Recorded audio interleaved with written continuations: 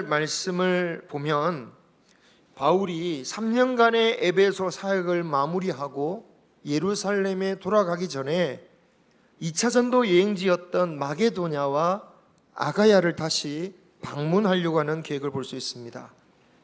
왜냐하면 이전에 선교했던 성도들의 신앙을 다시 한번 다져주어야 되는데, 특히 1년 반 동안이나 선교 사역했던 이 고린도 교회에 여러 문제가 생기면서 편지를 보내면서 아주 바울은 그곳을 꼭 다시 방문해서 신앙을 바로 잡아 주어야만 했습니다. 이와 함께 경제적으로 극심히 어려웠던 예루살렘 교회를 위한 헌금을 요청하기 위함도 있었습니다. 19장 22절 보면 제자 디모데와, 우리 본문에는 나오지 않지만 나중에 다른 본문을 보면 이 에라스도, 재무관 출신이었던 에라스도를 먼저 보낸 것도 바로 그 이유에서였는데, 고린도전서 16장을 보면 바울이 내가 너희들에게 가기 전에 먼저 헌금이 준비되어지기를 내가 바란다 라고 해서 이 두 제자를 먼저 보냈던 겁니다. 그런데 이 헌금은 단지 예루살렘 교회를 구제하는 것만을 위해서가 아니라 마게도냐 교회와 예루살렘 교회가 영적으로 하나 되는 계기가 이루어지기를 원하는 마음으로 이 일을 추진했습니다. 그렇게 교회가 하나 되었을 때에 바울이 계획하는 다음 선교 사역을 한 마음으로, 한 믿음으로 구원할 수 있었기 때문이죠. 바울이 최종적으로 가고자 했던 최종 목적지는 그 당시 세계의 중심지였던 로마, 그리고 당시로서는 세상의 끝처럼 여겨졌던 사바나, 지금의 스페인 지역이죠. 아프리카도 알고는 있었지만 그래도 문명권으로는 세상의 끝은 이 스페인 정도만 생각했었습니다.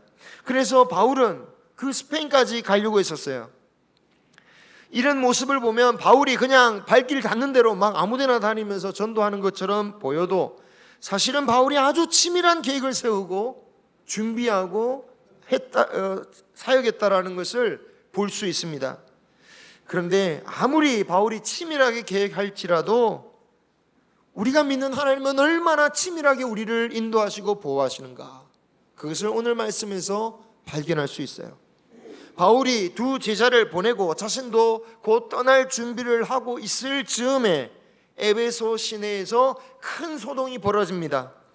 데메드리오라는 사람이 자기 사람들을 선동해서 바울을 잡으려고 폭동을 일으킨 겁니다. 그의 직업은 은으로 우상의 모형을 만드는 은장색이었습니다. 그런데 그가 성공해서 많은 직원까지 거느릴 정도로 성공했는데, 그냥 개인 사업자일 뿐만 아니라 같은 동종업계 상인들을 대표하는 조합회장격인 사람이었어요. 좀 더 역사적으로 보면 단순한 조합회장 그 이상의 막강한 권력과 영향력을 행사할 수 있는 사람이었다고 합니다. 그런 그가 복음에 대항해 들고 일어선 이유는 다른 게 아니죠. 그의 사업 때문이었습니다. 복음 때문에 자신들의 사업이 타격을 받고 있다는 거죠.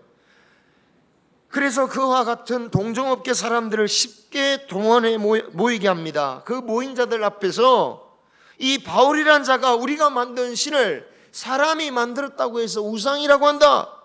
그래서 우리의 사업을 아주 실추시키고 우리가 믿는 아데미 여신의 그 위상과 명예를 온 땅에 다 떨어뜨렸다 라고 선동하죠. 그러니까 모인 사람들이, 같은 동종업계 사람들이 똑같이 흥분하죠. 그들은 아데미 여신의 이름을 부르기 시작합니다. 그러자 아무것도 모르는 일반 백성들까지 이게 도대체 무슨 일인가 하면서 점점 모이기 시작합니다. 그러면서 수가 급격히 늘어나요. 위세가 정말 대단해질 만큼 모이자 데메드리오는 그들을 격동시켜서 바울을 잡으려 했습니다. 하지만 어디로 갔는지 바울을 찾을 수가 없자 꽝 대신 닭이냥, 이 바울과 함께 다니던 마게도냐 출신인 두 제자 가이오와 아리스타고를 붙잡아서 에베소의 거대한 대연극장으로 끌고 들어갔습니다. 이 에베소 지역에 있는 대연극장, 이곳이었던 것 같아요. 무려 굉장히 크죠. 이 시설이 거의 꽉 채우면 2만 5천 명 정도는 들어갈 수 있을 정도로 큰 극장이라고 합니다. 그리고 극장이기 때문에 어떻게 만들었겠습니까? 사람들이 앞에 배우들이 말할 때 잘 들릴 수 있도록, 잘 울리도록 만들었죠. 그러니까 수많은 사람들이 밀고 들어가서 마치 막 소리를 지를 때에 그 소리는 천둥과도 같았을 것이고 마치 신이 분노한 것처럼 그런 엄청난 소리가 막 이 두 제자를 당장이라도 죽일 듯이 아마 그런 분위기가 형성됐을 거예요. 그리고 실제로 이 두 제자가 당장이라도 죽을 수 있다는 사실을 누구보다 더 잘 아는 사람이 있습니다. 누구겠습니까? 바울이죠. 바울 자신이 이미 1차 전도 여행 때 끌려가지고 돌에 맞아 거의 죽음까지 이르지 않았습니까? 그러니 제자들이 끌려갔다는 소식을 듣고 가만히 있을 수가 없었습니다. 자신이 죽으면 죽었지 어찌 제자들이 희생되게 내버려 둘 수 있겠는가? 그래서 그 연극장으로 뛰어들려고 했는데 제자들이 극구 말리죠. 제자들은 자신들만의 힘으로는 막을 수 없다고 생각했는지 아시아의 관리들까지 불렀다고 합니다. 이 아시아의 관리들이 누구냐? 그 당시 최고 고위급의 관리들이었던 것 같아요. 그러니까 바울과 친분이 있던 그 사람들의 말, 바울이 듣지 않을 수 없는 그런 사람들까지 동원해서 바울을 극구 말렸다라는 거예요. 그래서 바울은 연극장 안으로 들어가지 못했지만 그때 그 바울의 심정이 어떻겠냔 말이죠. 아마 가슴이 찢어질 듯이 아팠겠죠.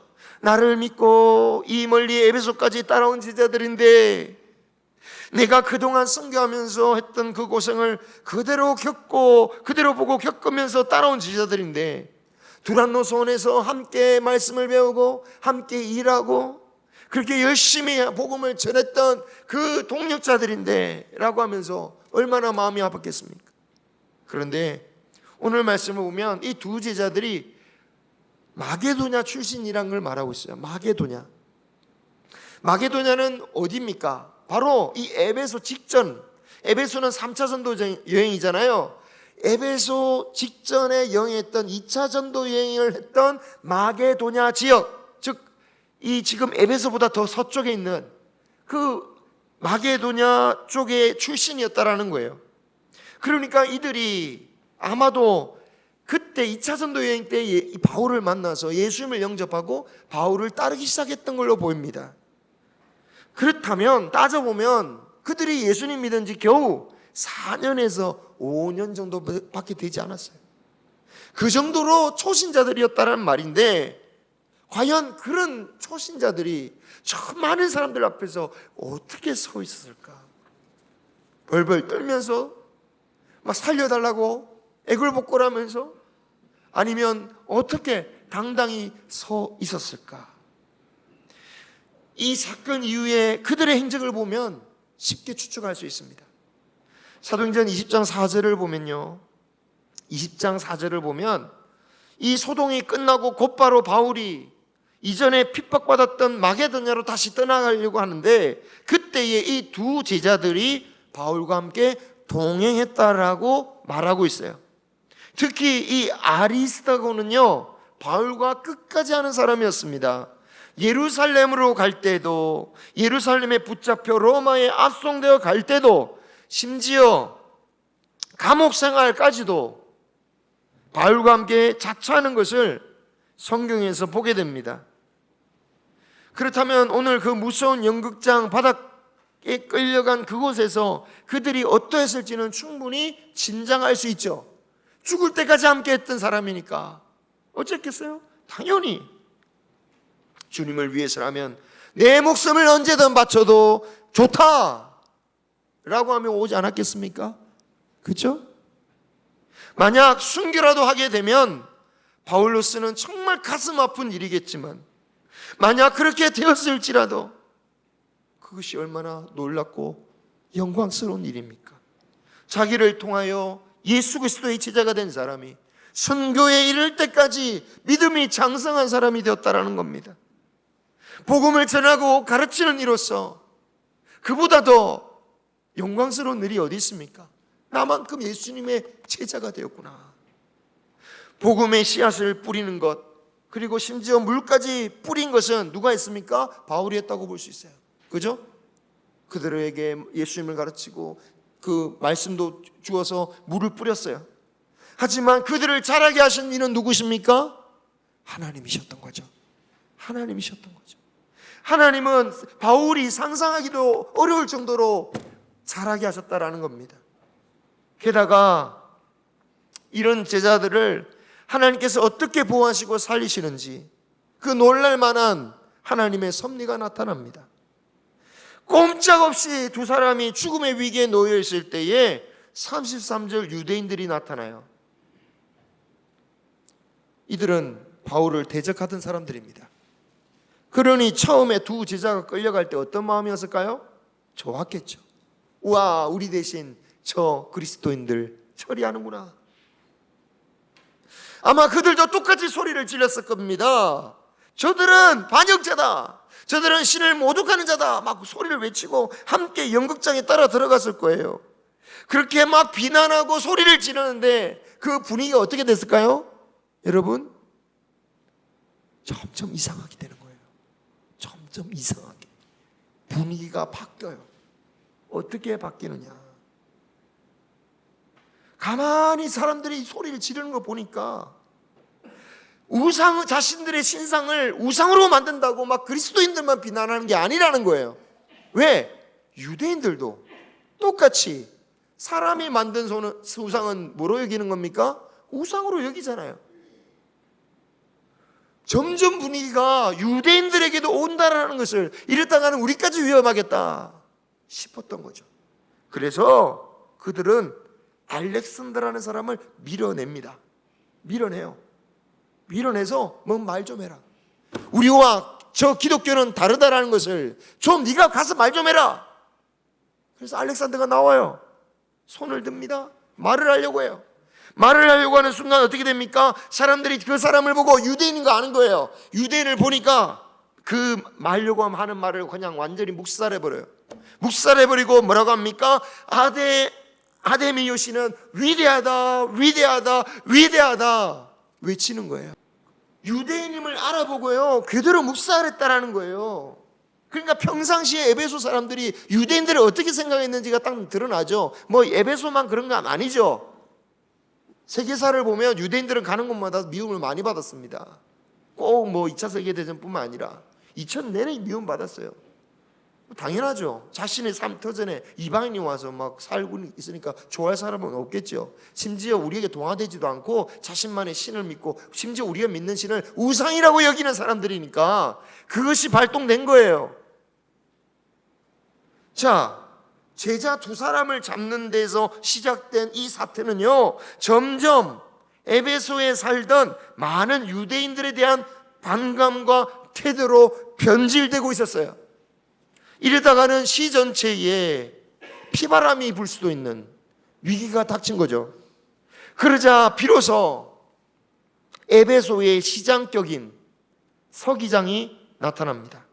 당시 에베소는요, 로마의 식민지긴 했어도 데살로니가처럼 자유도시였어요. 그러니까 로마 총독이 지배하는 도시가 아니라 자체적으로 다스리는 곳이에요. 자체적으로. 그래서 그 중에 가장 높은 사람이 서기관이었어요. 이 서기장이 왔어요. 실질적인 최고 지도자였던 거죠, 에베소에서. 그런데 예루살렘의 총독 빌라도도 그랬지만 서기장 역시 자신에게 가장 신경 쓰이는 건 뭐겠습니까? 절대로 내가 다스리는 이 지역에서 로마 정부의 눈밖에 날 일은 생기면 안 되겠다. 안정적으로 관리하는 거예요. 그러니 서기장이 급하게 수습하지 않을 수가 없는 거죠. 노련하게도 그는 먼저 에베소 사람들을 지켜 세웁니다. 에베소 시민들이여, 당신들은 진정한 아데미와 제우스의 신전직이고 정말 위대한 신앙인들입니다. 하지만 그와 동시에 경고합니다. 경솔하게 행동하지 마십시오. 두 제자들이 신전의 물건을 훔쳤습니까? 직접적으로 당신의 신들에게 모욕적인 말을 했나요? 만약에 고발할 것이 있으면 법의 절차를 따르십시오. 만약 이런 식으로 폭동을 일으키면 로마가 책임을 물을 것이고 그때는 우리는 어떻게 변명할 길이 없다고. 이 말이 무슨 말입니까? 계속 폭동을 일으키면 반드시 진압할 거라고 말하는 거죠. 그러자 조금 전까지 자신들의 신을 위해서 목숨이라도 내어놓을 것 같았던 그 사람들이 순식간에 흩어지는 거예요. 여러분, 진짜 종교심으로 그랬다면 이 말 한마디에 흩어지지 않았을 거예요. 아유, 나 죽이라고. 그죠? 진짜 종교심을 가진 사람이라면 아무리 그런 협박을 해도 물러서지 않을 거예요. 하지만 이 사람들은 어떤 사람들입니까? 처음부터 종교는 그냥 허울 뿐이죠. 그냥 명분일 뿐입니다. 진짜 믿는 게 아니에요.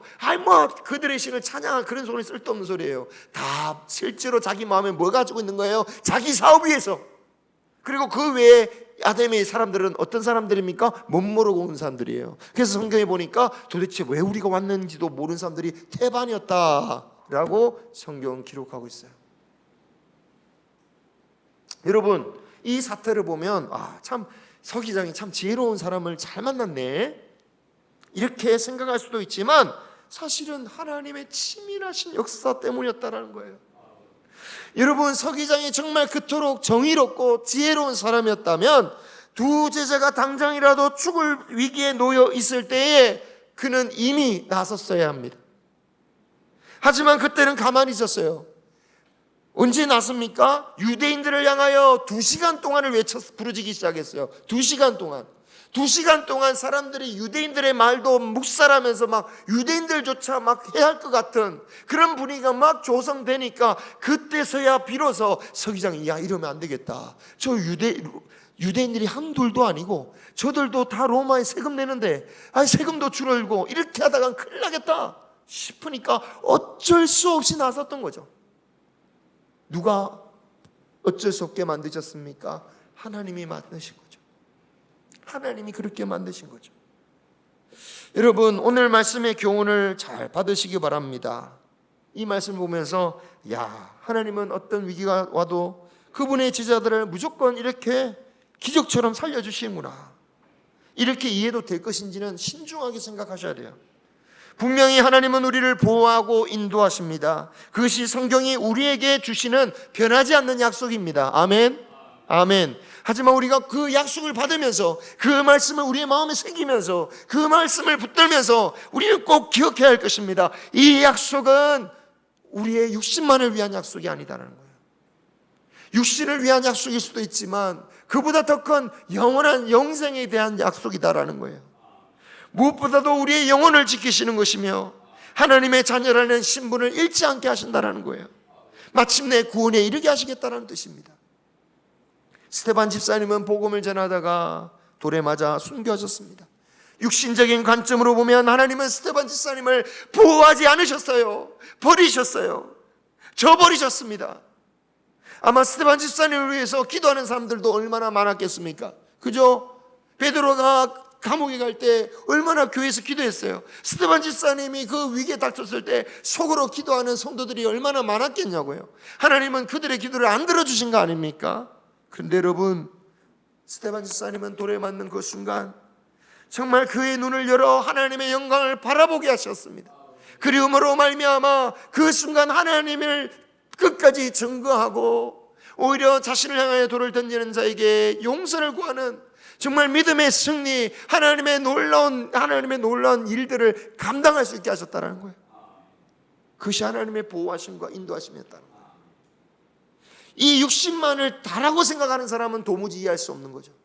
받아들일 수 없는 메시지예요. 이 땅만 생각하는 사람에게는 이런 말씀이 터무니없고 아무 짝에도 소용없는 말씀이에요. 그러나 소망을 가진 하늘의 영생을 믿고 영원한 생명을 가진 성도님이여 이 말씀에 아멘 하시기 바랍니다. 그리고 그 믿음이 이 땅의 삶도 하나님께서 축복하시는 거예요. 영이 잘 된 것 같이 육도 잘 되게 하시는 거예요. 오늘 죽음의 문턱에서 기적처럼 살아남은 두 제자의 삶도 마찬가지였습니다. 그들은 살았다, 살았어, 살아남았어, 이제 우리 이 위기를 겪었으니까 이제 우리 할 만큼 했으니까 집에 가자, 그러지 않았습니다. 아까 제가 잠시 말씀드린 것처럼 그들도 그 위험한 마게도냐 바울을 따라 함께 여행을 했죠. 특히 아리스도거라는 제자는 바울을 따라서 유대인들이 눈을 부릅뜨고 살기 등등하게 위협했던 그 예루살렘까지 동행했습니다. 그곳에서 언제 죽을지 모르는 살해 위협을 바울과 똑같이 온몸으로 받아내야만 했습니다. 그뿐만이 아니죠. 나중에 바울이 체포되어서 로마까지 압송될 때에 아리스도고는 그 험난한 풍랑이 몰아치는 제수들을 실은 그 로마의 배에 함께 올라탔습니다. 제수도 아닌 아리스도가가 어떻게 동반할 수 있었느냐? 그것은 당시 로마법의 배경 때문입니다. 로마 시민권을 가진 제수가 이동할 때는 로마 시민이기 때문에 특혜가 주어져요. 어떤 시민이냐? 그를 돕는 노예 2사람을 허용해 주었다라는 거예요. 그러니까 무슨 말입니까? 의사였던 누가, 그리고 마게도냐의 그 귀한 제자였던 아리스다고가 바울을 섬기고 그 곁을 지키기 위해서 스스로를 어떻게 만든 겁니까? 노예로 만든 거예요. 자신들을 노예로 만든 거예요. 그리고 그 법을 근거로 해서 로마 감옥에 갇혔을 때도 함께 할 수 있었습니다.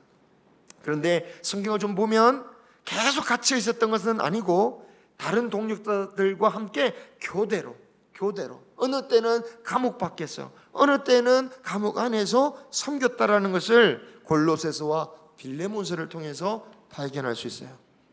여러분, 바울이 로마를 거쳐서 스페인까지 선교할 그 치밀한 계획을 세웠지만 그 계획을 이루는 데는 하나님의 더 치밀한 인도하심이 있었습니다. 바울이 그 계획을 이룰 수 있도록 함께 돕는 동역자, 이 아리스다고와 같은 동역자를 준비해 주셨죠. 여러분, 아리스다고는 바울의 마지막 순간까지도 똑같은 길을 걸었습니다.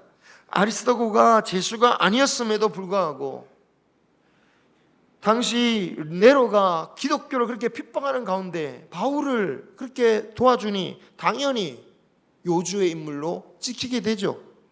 기독교 역사 자료를 보면 그래서 결국 아리스도고는 체포됩니다. 그리고 사도 바울이 로마 외곽에서 참수형을 당할 때에 그와 비슷하게 그 비슷한 시기에 똑같이 순교를 당합니다. 그래서 오늘날 그리스 정교에서는